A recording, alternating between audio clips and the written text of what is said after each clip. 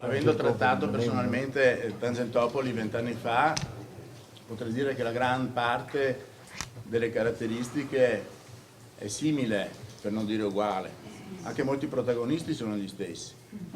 Questo è un sistema peraltro molto più sofisticato, molto più difficile da scoprire. Il sindaco di Venezia Giorgio Orsoni, l'assessore regionale di Forza Italia Renato Chisso, il consigliere regionale del PD Gianpietro Marchese e l'eurodeputata PDL Lia Sartori sono stati arrestati all'alba dalla Guardia di Finanza insieme ad altre 30 persone. Per il deputato Giancarlo Galan, ex presidente della Regione Veneto, la Procura di Venezia ha richiesto l'autorizzazione all'arresto. Le accuse per i 35 arrestati e per decine di altri indagati, tra cui 2 ex magistrati alle acque e un generale delle Fiamme Gialle in pensione, vanno dalla corruzione al finanziamento illecito ai partiti. A generare i fondi finiti nelle tasche dei politici triangolazioni di denaro intorno agli appalti del Mose, che avrebbero prodotto negli anni false fatture maggiorate per un totale accertato di 25 milioni di euro. Sono prove schiaccianti e documentali. Saranno loro a dirci se erano destinati al partito o ad altri, se ce lo vogliono dire.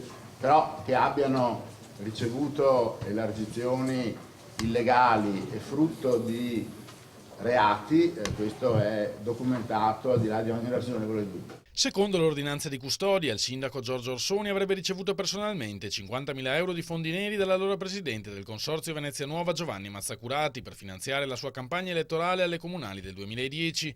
In totale i finanziamenti illeciti per la campagna Orsoni Sindaco ammonterebbero a €500.000.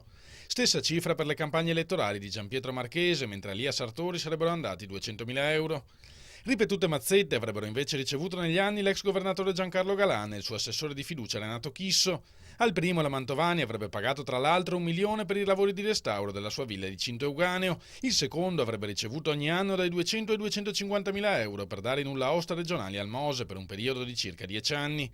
Entrambi poi avrebbero acquistato tramite dei prestanome alcune quote della Adria Infrastrutture per poter partecipare agli utili. Per il procuratore capo di Venezia, Luigi Del Pino, il lavoro della finanza ha portato alla luce un sistema illecito ben radicato ai massimi livelli della politica veneta. Alzare le pene come si continua a fare e contemplare nuovi reati non serve assolutamente a niente, come è dimostrato da questa inchiesta, dove si può dire in sintesi che le forze politiche non hanno imparato niente e non hanno dimenticato niente, per usare una frase di Talleyrand.